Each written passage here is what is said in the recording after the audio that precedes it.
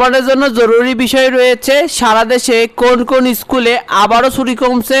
তোমরা ঠিকই শুনেছ, আবারও কোন কোন স্কুলে ছুটি কমছে। দেখো, নতুন নোটিশ অনুযায়ী তোমাদের বেশ কিছু স্কুলে ছুটি কিন্তু কমছে।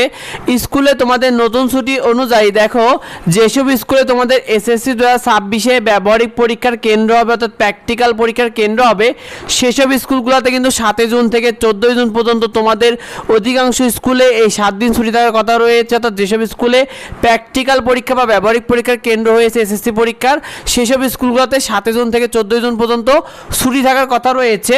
তবে সে অনুযায়ী কিন্তু 22 মে থেকে 14 জুন, অর্থাৎ ঈদের ছুটি মিলিয়ে এবং গ্রীষ্মকালীন ছুটি মিলে 22 মে থেকে 14 জুন পর্যন্ত ওইসব স্কুলগুলো ছুটির করার কথা রয়েছে। অর্থাৎ 24 দিন ছুটি থাকার কথা ছিল যেসব স্কুলে ব্যবহারিক পরীক্ষা বা প্র্যাকটিক্যাল পরীক্ষা হবে।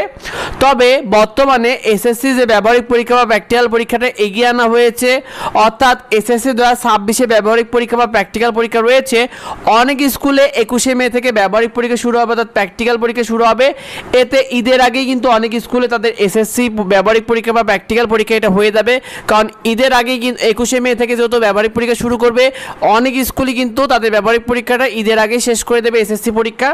তো তোমাদের স্কুলে ছুটি কমবে। দেখো, যেসব স্কুলে ঈদের আগে আসলে এসএসসি 2026-এ ব্যবহারিক পরীক্ষাটা হয়ে যাবে বা প্র্যাকটিক্যাল পরীক্ষাটা হয়ে যাবে, যেসব স্কুলে কেন্দ্র পড়েছে, সেক্ষেত্রে 7 জুন থেকে 14 জুন পর্যন্ত ছুটিটা ছিল, এই ছুটিটা কিন্তু বাতিল হয়ে যাবে। কারণ যেসব স্কুলগুলোতে ঈদের আগে আসলে তাদের ব্যবহারিক পরীক্ষাগুলো নিয়ে নেবে, তারা কিন্তু এই ছুটিটা তাদের বাতিল হয়ে যাবে।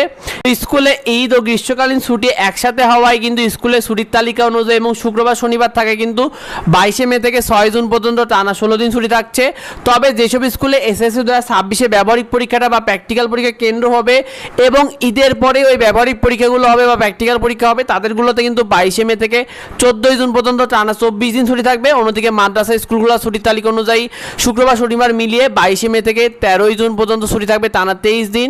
তো এই বিষয়টা তোমার অধিকাংশ বন্ধুরা ঠিকমতো জানে না, অনেকেই কনফিউশনে রয়েছে, তাই বেশি ভিডিওটা বন্ধুদের মধ্যে শেয়ার করে দাও যাতে অন্যরা এই বিষয়টি জানতে পারে, নিয়মিত আপডেটগুলো পেয়ে যাবে।